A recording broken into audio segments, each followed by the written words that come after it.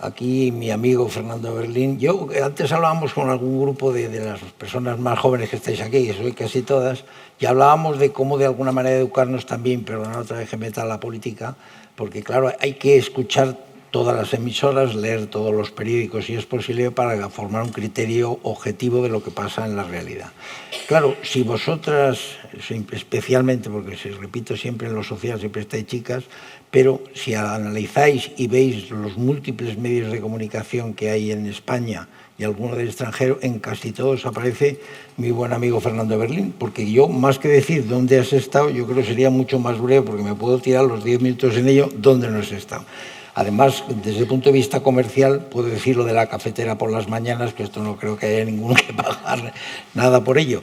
Pero fíjate, Fernando está en El País, en la CNN, Canal 6, Canal 4, también los desayunos de televisión, el Canal 24 Horas, en La Sexta, en El Mundo, es premio Ondas, premio también del Club Internacional de Prensa, ha escrito un libro de héroes de los dos bandos y tiene además publicaciones muy interesantes porque además desglosa las edades dentro del entronque de unas edades con otras de la brecha digital, esa edad que yo también estoy contigo de acuerdo, eso de los 30, los 40, 35 o 45 años, el entronque de esa edad, algunos ya la hemos pasado obviamente, pero que decir que ese entronque es una situación que creo que es de la que está en, eso de sí que es el ni está en la UNI, está en otro, en esa edad. Y luego por otra parte tú has publicado mucho, has hablado mucho también de la solidaridad entre las generaciones con la nueva realidad de las tecnologías de la información. Por lo tanto, deseosos de escucharte. Bueno, muchísimas gracias en primer lugar por la invitación y os estaba escuchando con mucha atención porque habéis sintetizado, varios de vosotros, algo que es muy cierto. Estamos viviendo un tiempo de formidables transformaciones que algún día contaremos con muchísimo entusiasmo y lo estamos viviendo prácticamente entre bostezos. Y es algo que se observa por la enorme revolución que se está produciendo en las nuevas tecnologías, cuando hablabais de los experimentos que se dan, o las fórmulas que utiliza la gente joven para comunicarse a través de Skype, o cómo mantiene relaciones vitales con gente que está en el otro lado del planeta. Yo pensaba en una compañía como Pfizer. Pfizer tiene entre 80 y 100.000 empleados, muchos de los cuales tienen una enorme movilidad profesional por el mundo.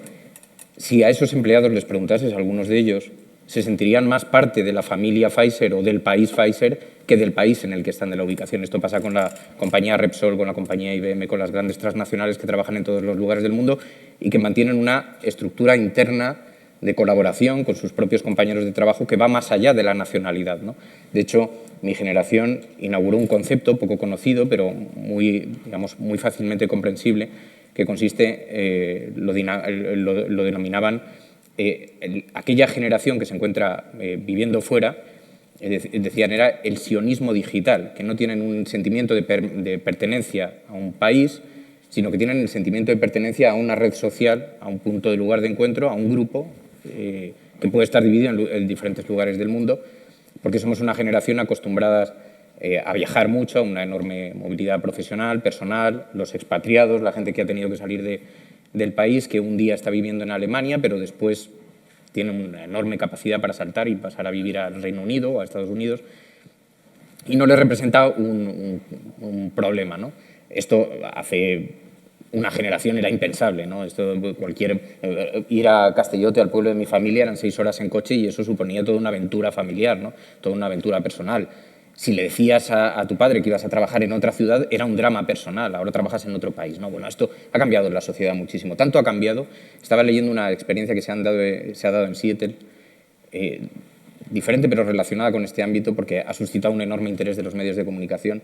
Han instalado una guardería en un centro de ancianos y se ha producido una enorme comunicación entre los ancianos y los niños, que es un experimento absolutamente formidable, porque efectivamente el punto de conexión, yo que tengo un crío de 4 años y medio, la conexión que tiene con los abuelos, más allá de la necesidad que tenemos los hijos de que nos ayuden con la gestión de la familia y el trabajo, pero la conexión que establecen con los mayores es importantísima, porque ellos tienen un altísimo grado de paciencia que no tienen los padres, por ejemplo. Ellos recuperan parte de su juventud y de su infancia también a través del niño. El niño, a su vez, encuentra una persona muy dedicada, pero que tiene un altísimo grado de experiencia en la vida, ¿no? y que ha desarrollado muchas cosas y que es capaz de inspirarle la confianza, porque sabe que las equivocaciones se enmiendan con el paso de los años. Los padres tienen no solamente menos paciencia, sino también son más impacientes en ese ámbito, ¿no? Así que estamos viviendo grandísimas transformaciones en la sociedad, pero las vivimos con una cierta naturalidad porque estamos envueltos en ellas y a todos nos parece normal llevar un teléfono móvil y tener un navegador en el teléfono móvil. A mí esto me parece una cosa de sueño absolutamente, ¿no? Que llegues y ¿dónde está esta calle? Y lo busques y te ponga un plano y a tiempo real te diga dónde estás tú y hacia dónde tienes que avanzar, ¿no? Es que hace 15 años esto era impensable. Veíamos una película en televisión de un coche que hablaba y nos parecía algo absolutamente del futuro. Y esto es una convención, ¿no? Y no prácticamente. Así que estamos viviendo muchas transformaciones y a mí esto me interesa mucho, me parece, porque siempre he estado muy vinculado al mundo de las tecnologías. Yo monté una emisora de radio en mi casa, en casa de mi madre, cuando tenía 20 años, y en el dormitorio de casa de mi madre. No teníamos mucho dinero en mi familia y entonces en el dormitorio de casa de mi madre monté una radio por internet. En aquel entonces, en el año 97, internet prácticamente no lo conocía nadie, ¿no? Yo recuerdo ir en el autobús, oír hablar del correo electrónico y girarme para ver si nos conocíamos, porque es verdad que éramos muy poca gente, ¿no? Ahora decir esto es surrealista y no ha pasado prácticamente nada, han pasado 19 años, ¿no?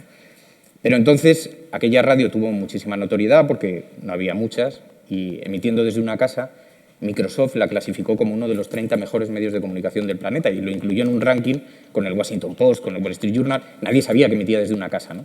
Entonces empezó a salir mucho en los periódicos y descubrieron que estaba en una casa, ¿no? Y vieron todo el tinglado. Y me contrató Iñaki Gabilondo. Y me contrató con un argumento que es a lo que iba y es lo que me parece relevante de esto. Me dijo, mira, yo era el más joven del equipo por entonces, estaba Luis del Val, era gente que rondaba los 60 años y yo tenía 22 años, ¿no? Ahora tengo 40. Y me dijo, mira, Fernando, yo te he llamado porque, dice, yo era una persona que vengo de la progresía, no he tenido muchos recursos en toda mi vida, pero la vida me ha tratado muy bien, ahora soy una persona que gana mucho dinero, pero me gusta estar profundamente conectado con lo que le ocurre a los ciudadanos. Y yo ya no sé qué le ocurre a los ciudadanos. A mí ahora me gusta la ópera y me puedo ir a escuchar la ópera a Milán y cogerme un avión e ir a escucharme una ópera, ¿no? Por supuesto, si yo hablase de eso en el programa no me escucharía nadie, me escucharía la gente que puede irse a Milán a escuchar la ópera, ¿no? Entonces necesito gente que me conecte con la realidad. Necesito hablar con gente joven que me diga qué es lo que está pasando ahí en ese mundo, en ese espacio que llamáis Internet y que me contéis cuáles son las preocupaciones de la gente joven y por qué lo catalizáis a través de la red. De la misma forma que a mí la música que me gusta es una y yo no sé, que resulta que a los jóvenes les gusta La Oreja de Van Gogh. Yo no sé ni qué es eso, ni cómo suena, ni nada parecido. Pero necesito a alguien que lo cuente en antena para que me conecte con la gente, ¿no? Y quería comentar eso porque me pareció una de las visiones más lúcidas sobre la forma de conectarse con la sociedad, con la gente, escuchando en realidad, ¿no? Pensando que lo que a uno le ocurre en el entorno no es lo que ocurre en realidad en el país, ¿no? Que ocurren muchas otras cosas como es natural, ¿no? Y para mí es una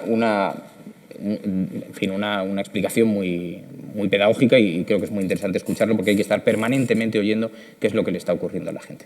Y cuando Pedro, con un gesto de enorme amabilidad, porque además nos separa una generación, le tengo una profunda admiración desde la distancia ideológica, pero con una enorme proximidad, también por ese espíritu conciliador que tiene él y el mismo que intento desarrollar yo. Y cuando me invitó a esto le dije, pero yo quiero poner el foco en el ámbito político. Yo sé que es un espacio no siempre cómodo, pero me parece muy interesante algo que está sucediendo en este país y que creo que hay que alertar sobre eso y que creo que hay que buscar una fórmula de reconciliación intergeneracional.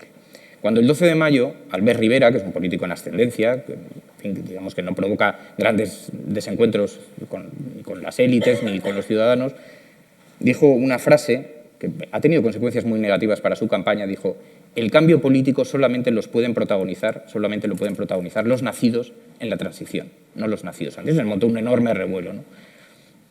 Se montó un enorme revuelo porque hubo una generación entera que protagonizaron enormes y formidables cambios en este país con un gran esfuerzo personal y que se sintieron desplazados del marco político, porque dijeron, como ahora nosotros, con el enorme esfuerzo, con la enorme dedicación que hemos dado, ¿por qué viene alguien ahora irrumpiendo con toda su legitimidad, pero ¿por qué me tengo yo que quedar fuera? Porque no puedo protagonizar yo el cambio. Yo también sé qué es lo que le está pasando a esta sociedad, sé qué necesidades tiene, sé cómo se puede cambiar, pero además tengo experiencia, ¿no?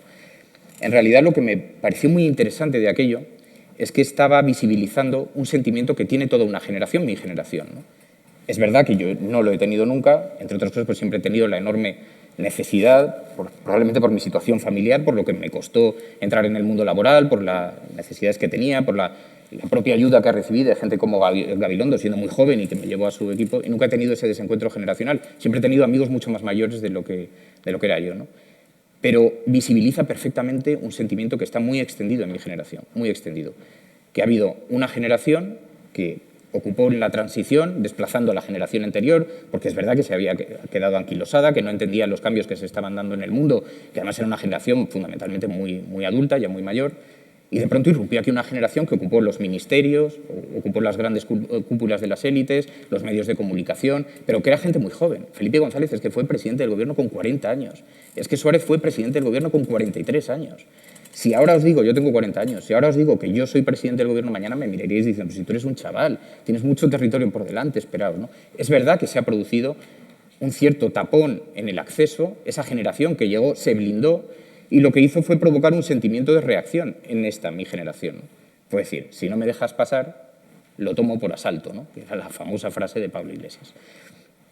Bueno, esto ha provocado, en mi opinión, visibiliza algo que se estaba dando y que tiene no solamente como responsabilidad esos fenómenos de la transición y lo que se ha vivido aquí en España, sino algo que la propia publicidad ha estado defendiendo muchos años, ¿no? Que es la defensa de lo joven como un enorme valor, ¿no? Los pantalones que se fabrican son para jóvenes, los coches que se fabrican son para jóvenes, los viajes que se ofertan en televisión son para jóvenes o gente que se enamora, que resulta que según la publicidad solamente se enamoran los jóvenes, ¿no?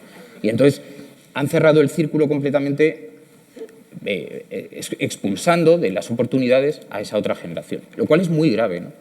Y hubo una frase, precisamente del hermano de Iñaki Gabilondo, muy importante en la última campaña electoral, que dijo, es absolutamente urgente un encuentro intergeneracional y un acuerdo intergeneracional. Hay que llegar a algún tipo de acuerdo de conciliación, ¿no? Buscar puntos de encuentro. Porque esta tensión que se está viviendo es una tensión que produce enormes fricciones, ¿no?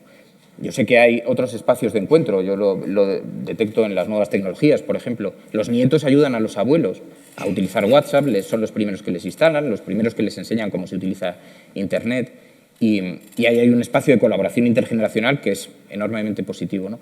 Pero esa barrera hay que volver a encontrar esos puntos de conexión, porque hay que aprovechar la experiencia de la gente que ha vivido situaciones reiterativamente a lo largo de la vida, y hay que sumarle el valor que tiene, y que es indudable, que es un valor que tiene la juventud, el valor de la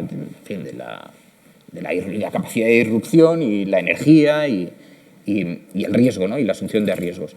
Y hay que buscar un tipo de encuentro, ¿no? Así que cuando Pedro me propuso la oportunidad de venir, dije, pues mira, quiero ir, yo no suelo participar en muchos foros empresariales, pero me parece que es fascinante esto, porque creo que es muy importante instalar la idea de que se necesita llegar a algún tipo de acuerdo, no sé denominarlo, ¿no? Pero hay que buscar una fórmula de aproximación intergeneracional, y es vital, porque cada vez el desencuentro va a ser mayor y se va a desaprovechar, no sé cuánto durará, porque probablemente tenga vuelta atrás, pero se va a desaprovechar toda la experiencia de una generación, y si no se desaprovecha eso, lo que se va a desaprovechar es toda la energía que tiene una generación joven, ¿no? Cuando podían encontrar puntos de conciliación perfectamente reconciliables. Así que con ese espíritu vengo y con esa intención vengo aquí. Muchísimas gracias.